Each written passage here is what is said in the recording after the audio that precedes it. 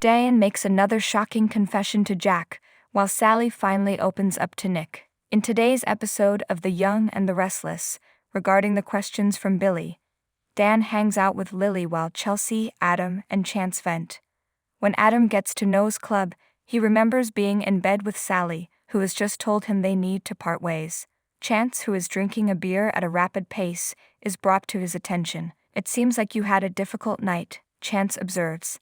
Adam invites him to sit down, remarking that it's been a long since they were drinking buddies. He says he's sorry for treating him so harshly during the lock probe. "Case closed," shrugs Chance. He inquires as to Adam's status, demanding an explanation. Adam says he's finally coming to terms with the truth that he and Sally are officially over. "I'm extremely sorry you had to watch this," Sally tells Nick at her suite. "Me too," he chimes in. It seems he got his answer to his earlier question regarding how she genuinely feels about Adam's proposal now.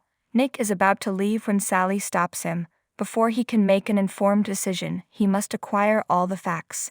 Sally adds that she was upset and confused when Adam professed his love and proposed. Despite the sincerity of her affections for Nick, she has experienced uncertainty because of her feelings for Adam. "I've been totally forthright with you from the start."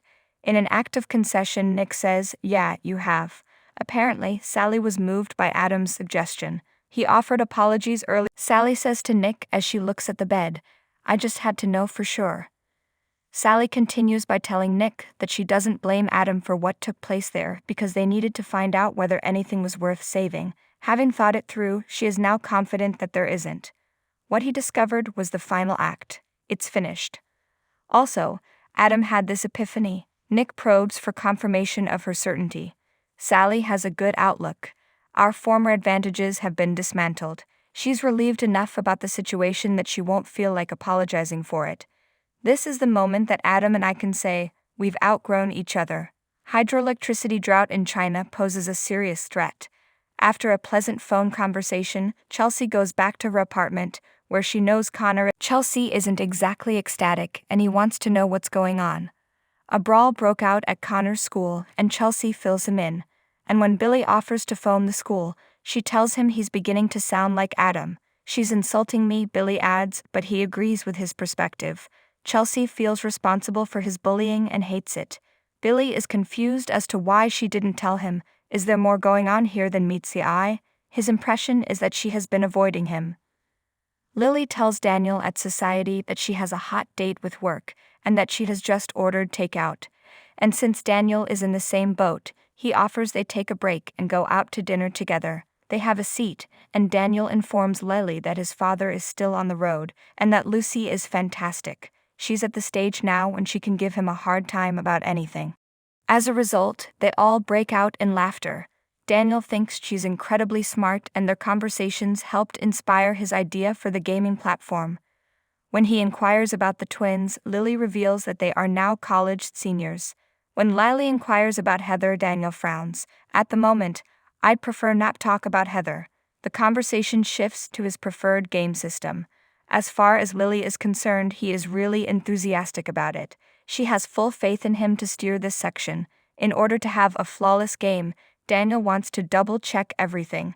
"As I see it, there are just some tasks that are better left undone than done poorly." She receives a text and thinks, "Oh no." She shows Jack a text from Jeremy reading, "Big error, hiring the Abbotts to fight your battle," and tells him that he sent it. Diane says in disbelief that she is having flashbacks and that if he believes it to be true, he would pursue his own justice. Diane's instability has Jack vowing to keep his family safe. Then Jack snatches her up and demands, "Tell me what you think he wants." His motivation is obvious, and Diane is prepared to dish it out. Diane reveals that she had Jeremy's money ready for delivery before he was detained, but she ended up keeping some of it for herself. Jack understands that she didn't report to the feds because they would find out she was using a false identity. Diane had not yet decided who should know she was still alive. Jack is of the opinion that they ought to return the funds.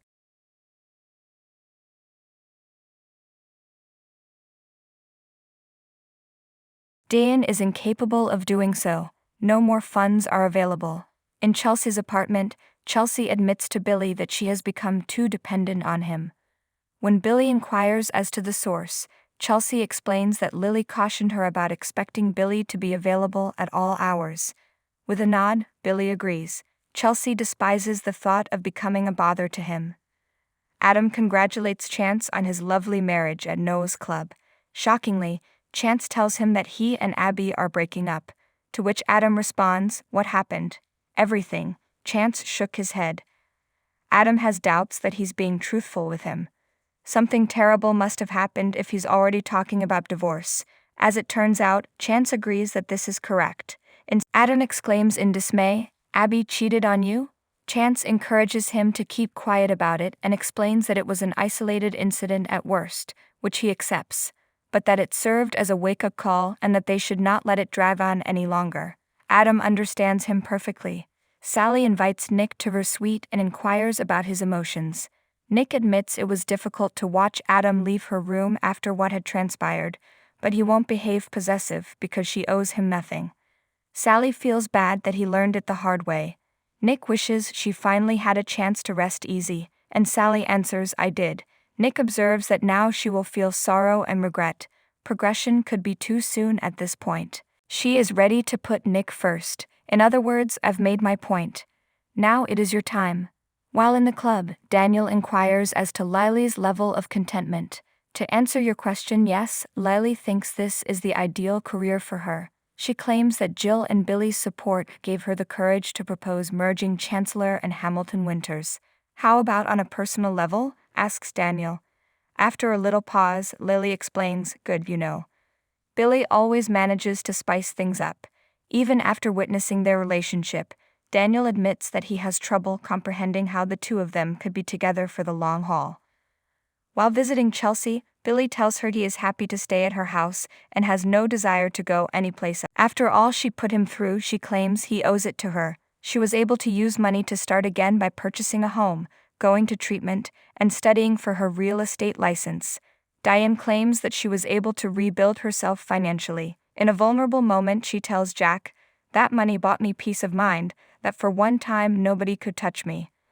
Until Tucker McCall came nosing about, she was at peace. Since then, she has often tried to flee from her previous errors. It looks like everything is about to explode now. In order to assist her in making the repayment to Stark, Jack offers his assistance. Diane disclaims, "No way, no how." Nick reveals to Sally in Sally's apartment that his outward serenity conceals a fiery jealousy. He's concerned that it will take her some time to recover, and he wants to know, what does it imply for us? Sally suggests that they start dating. Now that she doesn't have to care about Adam's opinion, she can focus on getting to know him better. "You can quote me on it. The decision for what to do next is with you." They are currently enjoying a meal and a movie at Chelsea's place. When he starts heckling, she turns it off and tells him she appreciates the boost. He recognizes that he, too, is here because he requires assistance. Diane informs Jack she won't accept any of his money at the Abbott estate. The reason she went through with the change was to free herself from dependence on rich men. The way Jack puts it is that she should think of it as a loan. Diane maintains that restitution to Jeremy is inadequate. He may seek vengeance on her if Ashley, Nikki, and Phyllis have convinced him that she was responsible for his incarceration. Jack wonders why she didn't take advantage of the opportunity for witness protection. Diane felt a strong want to rejoin Kyle. Jack assures her once more that he and Kyle will not stand by while that man harms her. "You may relax. Everything is all right." Diane is speechless at the thought of how to thank him for all he has done for her. It appears that she is about to kiss Jack as she places her hands on his chest, but instead she throws herself into his arms and expresses her gratitude for his love and support. Jack feels it's best if she stays in one of the guest rooms while she's here for her own protection. Since Ashley now resides there, Diane is doubtful of this. It's Jack's responsibility to look after Ashley, saying, "Come in, I want you to feel at home." Lily defends her boyfriend Billy's and her relationship to Daniel at society. In retrospect, he realizes that many people were skeptical of them. "Together we've overcome a lot." With awe, Lily exclaims, "Look at us now, more powerful than ever." Daniel clinks his glass and adds, "I'll drink to that." This group raises a glass in toast. Adam tells Chance at Noah's club that he and Sally gave it one final try to get back together, but it was too late. As one witness put it, everything was simply different. Chance believes that a reconciliation is still possible. Adam thinks he doesn't stand a chance if Chance can't figure it out. Once at Sally's suite, Nick is given permission to reflect for as long as he wants. He thinks they should both take some time to reflect on it. He bids me good night and departs. Sally leans against the doorframe.